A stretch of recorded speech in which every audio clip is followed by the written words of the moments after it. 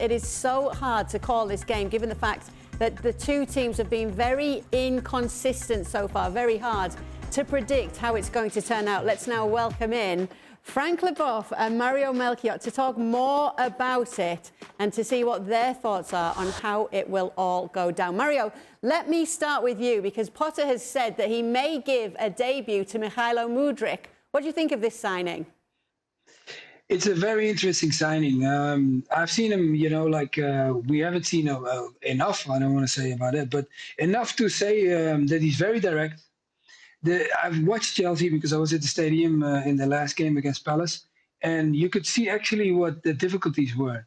And I think Mudryk, he can definitely implement a situation and the tactics that Chelsea needs, because attacking-wise and dribbling-wise and speed-wise, he can bring all of that to them.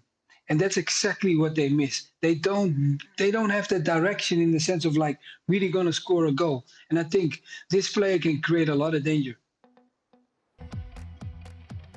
Shaka, do you think having all these players, it is a massive squad now, do you think this is going to be a problem for Potter? Yes, it is. I don't understand, I don't know how you manage a team with well over 30 senior professionals in it. I don't know how you keep everybody happy. And still, even with the signing of Mudryk, who's a wide player, you don't address your primary need. Right now, Chelsea need more than anything a goal scorer. Aubameyang was supposed to be that player, but he's failed in that role miserably. And that's their greatest need right now. So now, all of a sudden, you're moving pieces around the board and swapping players in and out without addressing why this team is failing. And it's an incredibly talented squad, expensively put together, but missing an integral piece. And regardless of how much money you spend around that, I fear that will be the same result. How then you manage all those players, still missing that vital piece, I think just makes Potter's job all the more difficult, all the more thankless. While you don't have the goal scorer, that guy's not walking through the door anytime soon, right? So given the options that you have available, you've made the signing of Mudryk, what does he address? What does he give you that perhaps you don't have on the field? So I'm going to be glass half full with Chelsea and say, all right, well, at least this guy is going to be direct. There's going to be speed. He's going to get after defenders. He's going to get out in transition. When you watch Chelsea play, man, it is difficult to figure out how they're going to score a goal. One, because of the absence of the player that you just mentioned, but two, because everything happens so very slow. And slow, and slower, and slowest. That's not Mudryk. This is a guy that will give you an element of speed. Maybe that's something that Chelsea can exploit for the time being. But this is all for the time being, because in the end, I agree with Shaka, there are other needs that are pressing for this group. But then I could make that argument about Raheem Sterling. No, Raheem Sterling hasn't had that in his game for a while. Raheem Sterling is direct. He is quick. He hasn't been direct for a while. He is that, because I think that's because of Chelsea's own failings. Oh, and that's, it just doesn't, it doesn't make sense. Hey, I was glass half full. Yeah, it's Friday. My glass is 3/4 empty. Oh, I can see that.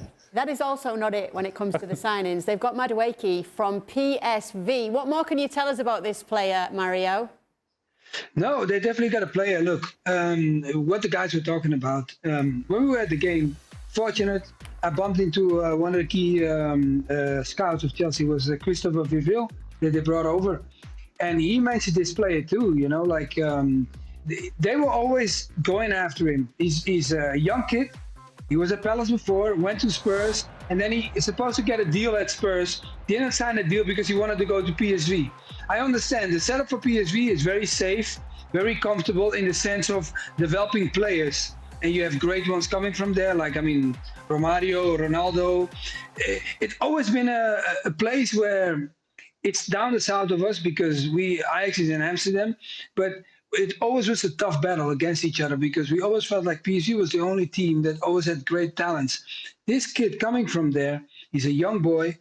He has everything, you understand, in the sense of what we already talked about with Mudryk, the very direct dribbling, left-footed player, likes to play on the right. But the problem is, Chelsea's going to have a lot of numbers in those positions. The key thing for him to understand that he knows that he's coming into a group where he has to fight a tough battle to be able to play every week, because that he gets it at PSV, but at Chelsea, he might have to understand that sometimes you might not be picked. And if that happens to you, you have to fight your way through the whole system. Frank, what do you make of this oversized squad, if you will, for Chelsea? Well, I see a metaphor, if I may, Kay, where, you know, the owner of a land, you know, brings his builder and he says, you know what, you know, bring all the what you need, you know, the bricks, the tile, the wood, the windows and the doors. And the guy comes to the land and he say, well, we forgot something. The schedule, the plan and the cement. It's what I see with Chelsea. You have all the things you need except the things to glue everybody with and a plan to work with. I think I never seen so many players coming, but what to do with those? You know, that's the things that I don't really understand. Maybe Graham Potter has a plan, but I'm not sure he has, because I'm not sure he decides for the people who's going to sign.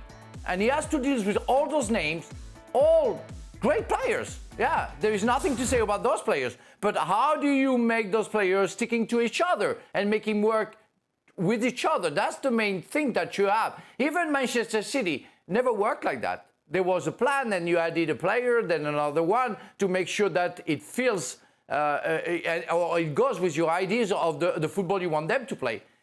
Chelsea doesn't work like that. So I'm happy with the players. I think if Mudryk is vertical, I'm very happy. If Maduenge score goals, I'm very happy, because it's what we need. But I still have question marks. I don't know where Chelsea is going. Hopefully very soon we're going to have an answer, but I'm not sure about that. Frank the Builder. You didn't know that? Huh? Frank the Builder. This is not new. This is not new. This is not new. Frank, you know yourself. Look, when Abramovich came in, he did the same thing, because a lot of people are forgetting that. I remember that was my last year at Chelsea. They brought in about 8 or 9 players, and they came quick like this. So that doesn't mean it's great, and I'm not saying that it's great. I hope they understand it, but what Frank just highlighted in saying, like, Potter, I don't think every individual is the individual that he wanted, but they have put in a person at leading this team, and this person now has to make sure that whatever gets put in towards him, he has to make sure that he can make a team out of them. That, I think, it's a key thing. When I was at the club, I felt it. We both know the history of the club. They treat you well, they welcome you really well. All that stuff they did. Even the owners came in to say hi to all the old players. But just the thing is that the setup, what they're going after, they are going after bringing in players in this club and making sure that the person that is leading it now might not be, it's sad to say, but we have to see what's going to happen at the end of the season, because we don't know if Potter is going to be the guy that's going to move this team the next season on forward again, because that happens exactly when I was there with Ranieri at Chelsea. Frank, with that in mind, which coach needs a win more in this game, Klopp or Potter? Oh my God. I would say because they play at home, Klopp has more to lose. Potter won against Crystal Palace last game, so therefore maybe, let's say, it's a bit safe. Yeah, Klopp, because I think he's going to put back another team selection, more the team selection that he's using for the Premier League, and that team didn't really play. The game that they won lately against Wolves was a B team, so we want to see the A team be playing and doing well against Chelsea, and that team is completely in doubt. So let's see how it works. But I think Klopp has more to lose than Potter. All right, guys. Looking at this one, when it comes to predictions, I'm interested to know, because it is a hard one to call, Shaka. What have you gone for?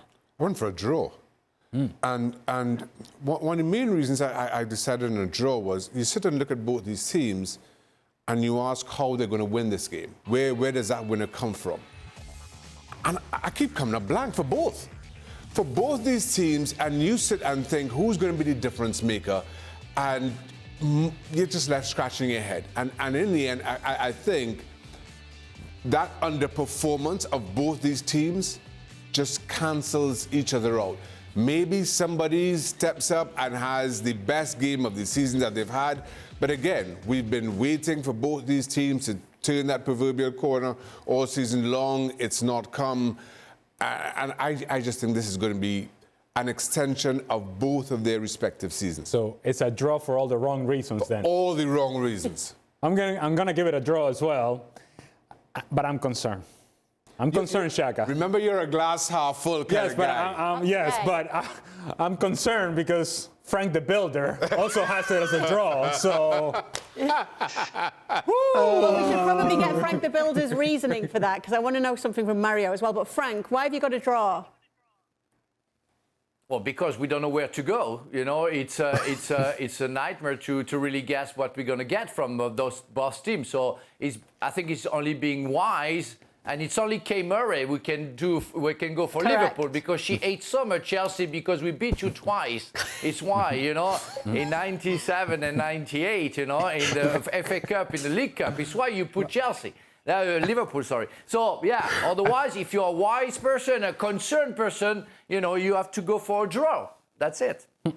So are you carrying a 26-year grudge? It looks like it. Is that what it is? A 26-year grudge against Chelsea? Nothing to do with the fact that Nunez is back, Liverpool are at home, it's Klopp's 1,000th game as a manager. Chelsea struggle on the road. Whose glass is three quarters full now? Whoa.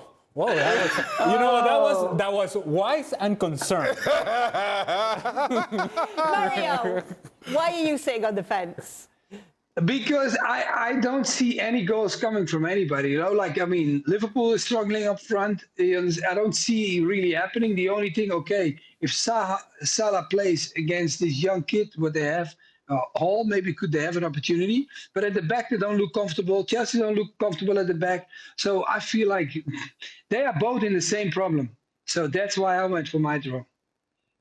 There you go. We'll find out what happens in this one. You seem very excited about it. You've got to put your neck out there, haven't you? I'm very concerned about it. Well, thank you very much for watching ESPN on YouTube. For more sports highlights and analysis, be sure to download the ESPN app. And for live streaming, premium content, and let's not forget as well, ESPN FC 7 days a week. Subscribe to ESPN+.